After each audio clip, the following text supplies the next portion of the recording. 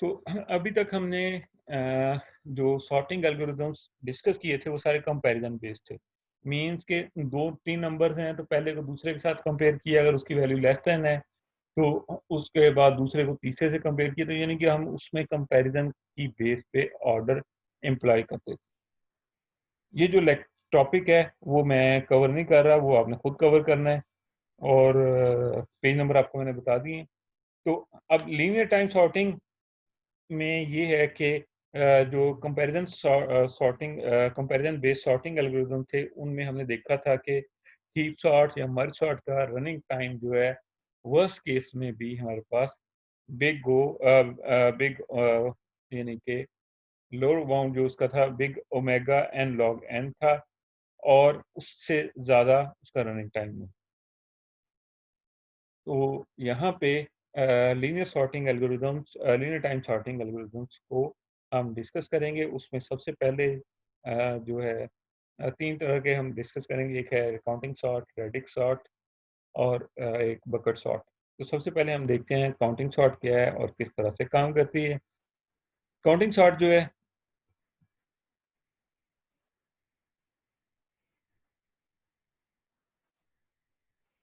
और ये सारी स्लाइड्स जो हैं बुक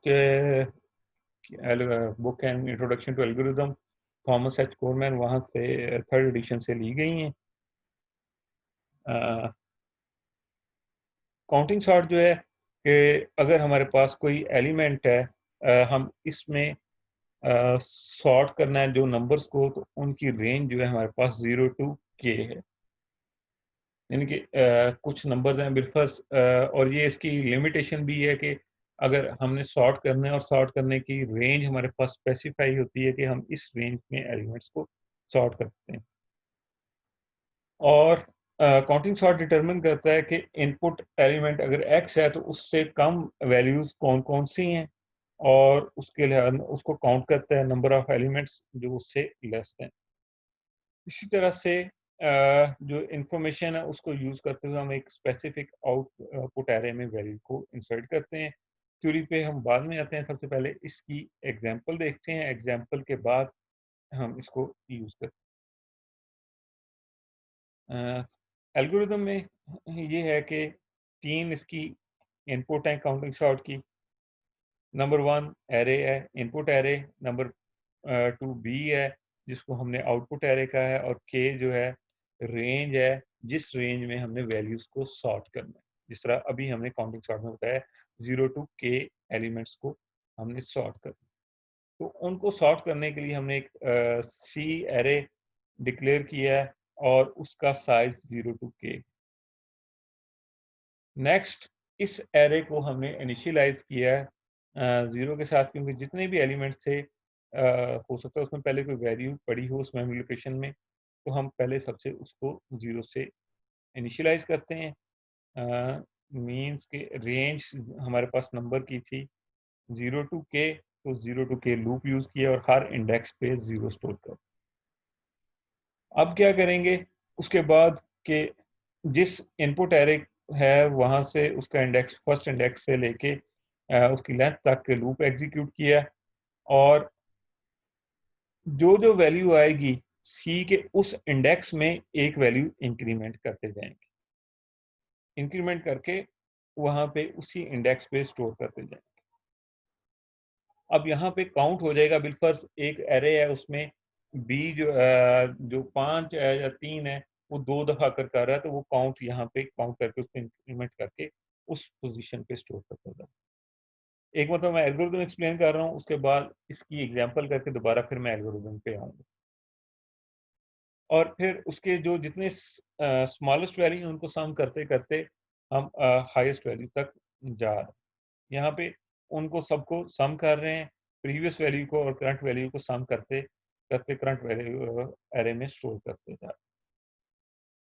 और उसके बाद उसको आखिरी एलिमेंट को गेट किया, लास्ट एलिमेंट से फर्स्ट एलिमेंट तक लूप को एग्जीक्यूट किया, और उसमें से वैल्यू गेट करके बी के उस इंडेक्स में इंसर्ट करेंगे, और फिर एरे को एक काउंटिंग एरे जो है उसमें एक वैल्यू जो है डिक्रीमेंट कर देंगे या कम कर देंगे।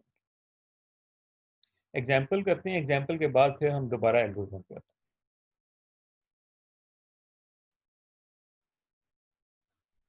बिलफर्ज ये एक एरे दिया गया है, हमने इसको सॉर्ट करना है। एरे में एलिमेंट्स हैं 2 5 3 0 2 3 0 3। अब इसमें एरे की रेंज क्या है? जो सी एरे है उसमें एलिमेंट्स कितने होंगे? 0 टू 5 तक होंगे, क्योंकि मिनिमम एलिमेंट वैल्यू 0 है और मैक्सिमम 5 है। और यही इसका सबसे बड़ा डिसएडवांटेज है। लेकिन ये फास्ट है, लेकिन अगर हमारे पास एक स्पेसिफिक रेंज में वैल्यूज दी गई हो। क्या किया था सबसे पहले हमने कि सारे एरे के एलिमेंट्स को 0, सी एरे के एलिमेंट्स को 0 से इनिशियलाइज किया। यहाँ पे यही for I is equal to 0 to K C of I is equal to 0, उस 0 के साथ हमने इनिशियलाइज किया। नेक्स्ट क्या किया था कि ये लूप एग्जीक्यूट किया है। हम ये लूप को डिटेल से देखते हैं।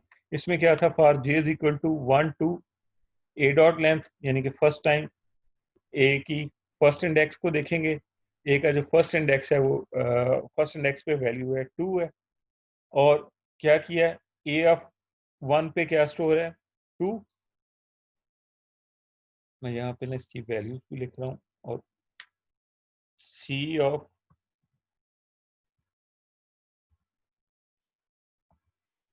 ए ऑफ 1 पे क्या स्टोर है? 2। तो सी ऑफ 2 आ जाएगा यहाँ पे। या मजीद मैं इसको लिख लेता हूँ, A of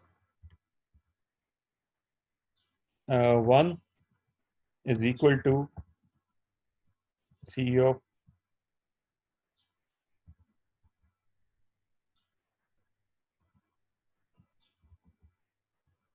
A of 1 plus 1। तो ए ऑफ 1 में क्या स्टोर है? 2। एरे के इंडेक्स 1 पे 2 स्टोर है, तो इसका रिजल्ट आएगा C of 2 is equal to C of 2 plus 1। यानी कि सी के सेकंड इंडेक्स पे जो वैल्यू पड़ी होगी उसमें एक ऐड कर देंगे। सी के सेकंड इंडेक्स में हमारे पास यहाँ पे 0 स्टोर था, तो 0 के बाद यहाँ पे 1 आ जाएगा। यानी कि इसकी नेक्स्ट स्टेप पे क्या होगा कि ये लूप फर्स्ट टाइम एग्जीक्यूट किया तो सी के एरे के फर्स्ट इंडेक्स सेकंड इंडेक्स पे उस पे हमारे पास 2 1 स्टोर हो जाएगा। मीन्स के यहाँ पे हमारे पास 1 आ जाएगा।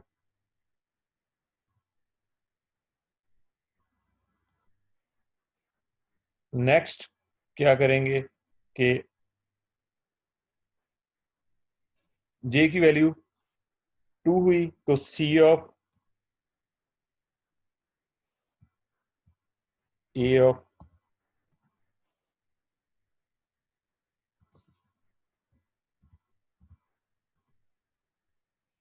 2 is equal to C of A of 2 plus 1। तो सी ए ऑफ 2 में क्या स्टोर था हमारे पास? 5। तो फिफ्थ इंडेक्स पे हमने जो भी वैल्यू थी, बिल्कुल यहाँ पे 0 है, तो इसमें एक इंक्रीमेंट करके सी के फिफ्थ इंडेक्स में हमने वैल्यू जो है वो यहाँ पे स्टोर कर देनी है, यानी कि यहाँ पे 1 आ जाए। इसी तरह नेक्स्ट टाइम सी की वैल्यू जे की वैल्यू हमारे पास क्या आएगी? 3। और सी ऑफ 3 में क्या होगा? सी ऑफ ए ऑफ 3 में हमारे पास C of A of 3 is equal to sorry plus 1। तो सी ऑफ ए ऑफ 3 में 3 पड़ा है, तो सी 3 में हम जो है वहां पे जाके एक वैल्यू इंक्रीमेंट कर देंगे। सी की 3 वैल्यू में हमारे पास 0 था, तो एक वैल्यू इंक्रीमेंट की तो यहाँ पे थर्ड इंडेक्स पे रिजल्ट 1 आ जाए। नेक्स्ट मैं 2-3 चीज़ें रिपीट कर दूँ ताकि सारा लूप एक मरतबा एग्जीक्यूट कर दूँ ताकि ये समझ लग जाए कि वैल्यूज़ कैसे इंक्रीमेंट हो। नेक्स्ट इसकी वैल्यू जे की वैल्यू हमारे पास 4 C of A of 4 is equal to C of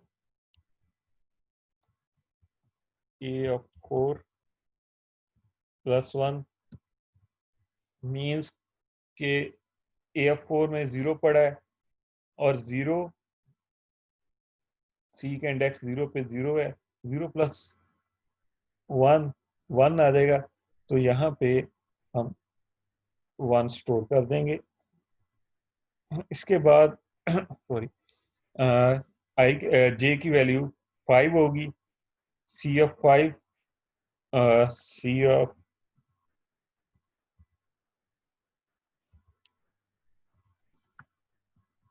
A of 5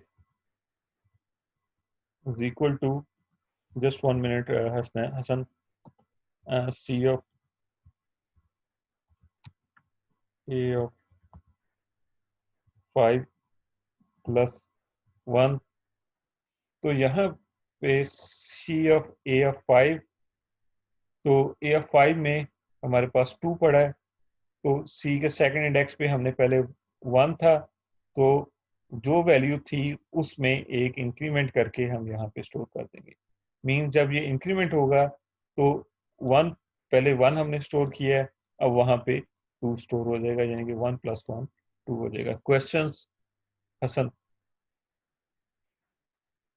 अस्सलाम सर। वालेकुम अस्सलाम जी। सर ये पूछना था कि ये सी की अरे की लेंथ है, ये हमें कैसे पता चला कि 5 रखनी है? जितने नंबर की रेंज है ना, इसमें इनपुट एरे है, इसमें मिनिमम वैल्यू क्या है 0 और मैक्सिमम वैल्यू जी। 5 है, तो उस रेंज में हमने इसकी वैल्यू। तो सर हमें पहले ये देखना पड़ेगा कि इसमें मिनिमम और मैक्सिमम क्या है, फिर उसके लिहाज से हम अरे हाँ को डिजाइन करेंगे। हाँ जी, पहले ये ओके देखना सर। पड़ेगा तो फिर ही हम उसको डिज़ाइन कर सकते हैं। और यही मैं आपको बता रहा हूँ, इसका डिसएडवांटेज है कि रेंज में मसला आ जाता है। अगर बिलफर्ज कुछ वैल्यूज बिल्कुल समान है, 0 टू 3 5, और यहाँ पे 5 की जगह पे 15 आ जाता है, तो जी 0 जी। टू 15 रेंज बनानी थी और बाकी जो है 3 से ऊपर वाले सारी वैल्यूज वहां पे 0 स्टोर हो जाएंगे, क्योंकि ओके उसमें वैल्यू थैंक। कोई नहीं है उसके दरमियान वाली। तो ये इसका ओके डिसएडवांटेज है काउंटिंग सॉर्ट।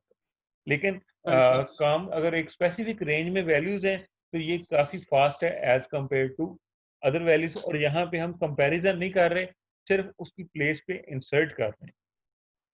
इससे पहले जितने भी एल्गोरिदम थे, insertion sort, merge sort, heap sort, quick sort, उनमें हम कंपैरिजन कर रहे थे वैल्यूज को। यहाँ पे वैल्यूज देख लें, कभी भी वैल्यू को कंपैरिजन नहीं कर रहे, हम सिर्फ उसको काउंट कर रहे हैं कि उसकी वैल्यूज कितनी अकर कर रही हैं इनपुट एरे में। Okay thank you sir. Okay, excuse me next sir. हमारे पास जे की वैल्यू 5 थी, नेक्स्ट टाइम 6 होगी, तो 3 है, 3 को एक इंक्रीमेंट करके वहां पे। Excuse me sir. जी जी जी। सर जो हमारे पास रिपीटेड आवाज नहीं आ रही, रिपीटिंग वैल्यूज हैं आपकी वैल्यू वो आवाज कहाँ नहीं जाएंगी? आपकी आवाज नहीं आ रही, कट रही। हाँ जी, क्वेश्चन मुझे समझ लग गया राबिया कि रिपीटेड वैल्यूज कहाँ पे जाएंगी। तो रिपीटेड वैल्यूज हमारे पास जिस तरह से उसी इंडेक्स पे, यानी कि ये सेकंड इंडेक्स है, तो इस पे जो वैल्यू आ रही थी पहले हमने 1 स्टोर किया है, नेक्स्ट टाइम इंक्रीमेंट होगा तो जहाँ पे पहले इस एरे में अब सी में 1 है तो वहाँ पे इंक्रीमेंट होके 2 हो जाएगा। इसी तरह से यहाँ पे अगर ओरिजिनल एरे में देखें, ये मैं एल्गोरिदम के मुताबिक कर रहा हूँ। अगर आप सिंपल देखना चाहें तो कैसे करेंगे कि इस एरे सी का एरे बनाया, उसका इंडेक्स 0 टू 5, क्योंकि मिनिमम वैल्यू 0 मैक्सिमम 5 है, और उसमें काउंट कर लें कि 2 कितनी दफ़ा आया है। 2 कितनी दफ़ा आया है? एक दफ़ा यहाँ पे आया है और एक ही दफ़ा यहाँ पे आया है। तो सी के सेकंड इंडेक्स में जो इंडेक्स 2 है वहां पे हम जाके जितनी दफा ये आ रहा है इनपुट पे वहां पे जाके 2 स्टोर कर दिए, 2 दफा आ रहा है 2 स्टोर कर दिया है। अब 5 कितनी दफा आ रहा है, 5 एक दफा आ रहा है, तो फिफ्थ इंडेक्स पे हमने 1 स्टोर कर दिया, यानी कि काउंट कर रहे हैं हम कि कितनी दफा ये वैल्यू अकर कर रही है। 0 कितनी दफा आ रहा है इस एरे में, एक यहाँ पे आ रहा है और एक यहाँ पे आ रहा है, तो यहाँ पे 0 इंडेक्स पे 2 स्टोर कर, 1 कितनी दफा आ रहा है इस एरे में, एक दफा भी नहीं आ रहा, वहां पे हमने 0 ही रहने दिया है, क्योंकि इनिशियलाइज हमने इन सबको 0 से किया था।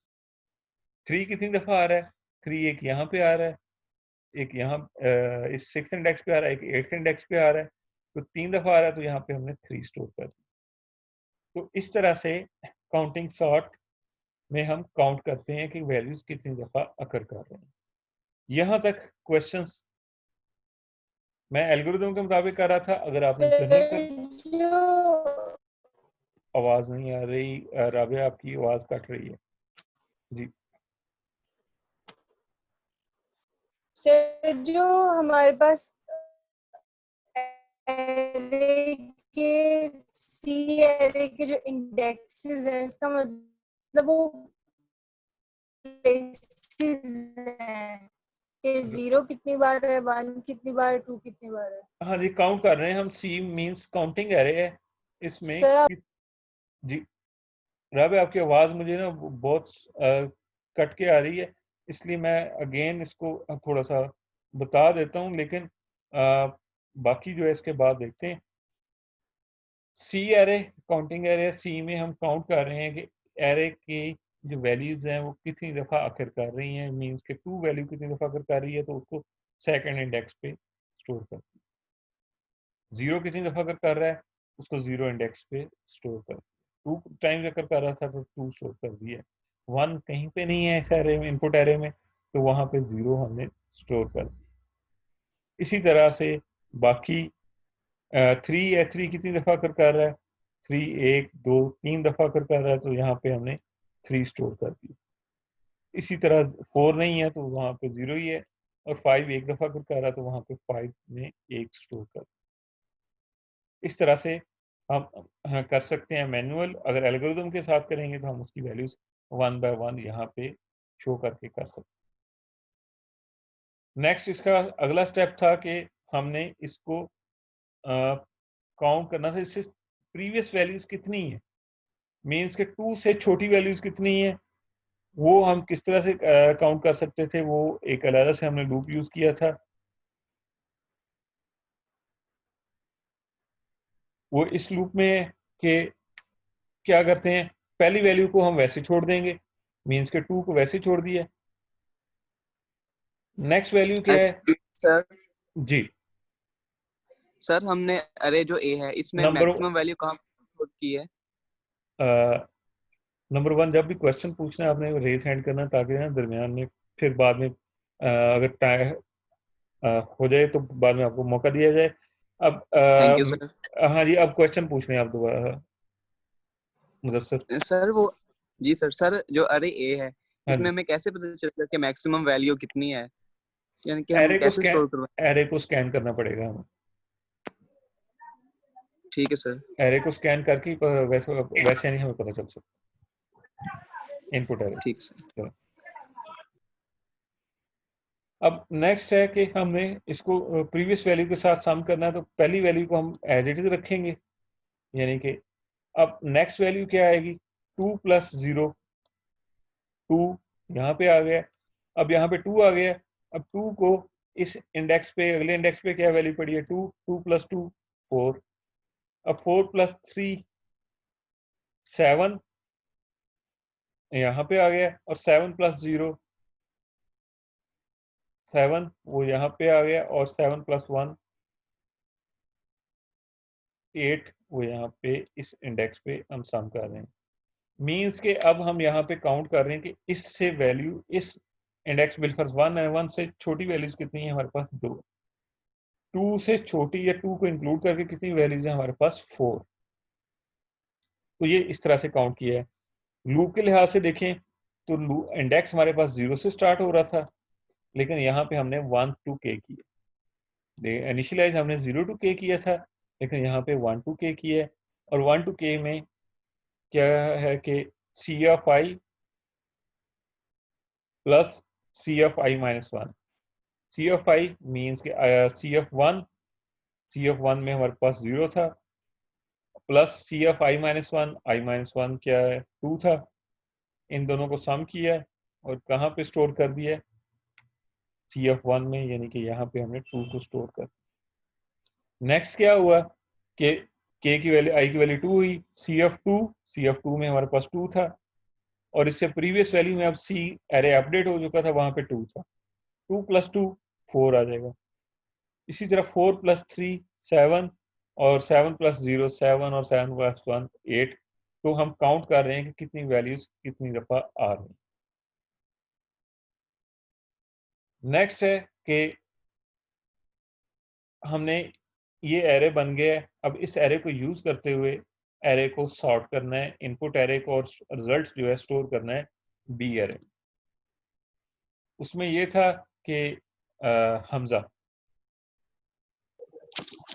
सर वो जहाँ पे हम स्टोर कर रहे हैं उसमें हम पिछली वैल्यू को सम नहीं कर रहे, लाइक 0 इंडेक्स, अगर 1 इंडेक्स पे स्टोर कर रहे थे तो 0 इंडेक्स की वैल्यू को सम कर रहे थे 1 के साथ, और हाँ, जब हमने 2 पे स्टोर किया तो 0 और 1 वाले को हमने प्लस करके उधर 4 स्टोर किया। जी। तो जब हम थर्ड पे जाएंगे तो 4 + 2 नहीं होगा ये? थर्ड पे जाएंगे तो देखें सी आई की वैल्यू 3 आ गई, यस सर, इंडेक्स 2 है कि 3 है? Index third. इंडेक्स थर्ड, तो हमारे पास इंडेक्स आई की वैल्यू 3 आई, तो सी ऑफ 3 में क्या स्टोर है हमारे पास? पहले ठीक है, मुझे 3 है सर। एनोटेट कर रहे हैं, 3 है, और उसके बाद यहाँ पे उस सी ऑफ 2 में क्या है? 4। 4। तो इन दोनों को सम करेंगे ना, तो सम करके सी ऑफ 3 में स्टोर कर रहे हैं 7। Okay sir, thank you. ठीक है। अब इसका अगला पार्ट जो है कि हम किस तरह से एरे को यूज करते हुए काउंटिंग एरे को यूज करते हैं और इसको सॉर्ट करते हैं, तो वो हम जो है थोड़ी देर बाद करते हैं, क्योंकि जो इसका मैक्सिमम टाइम है जूम का वो ऑलमोस्ट खत्म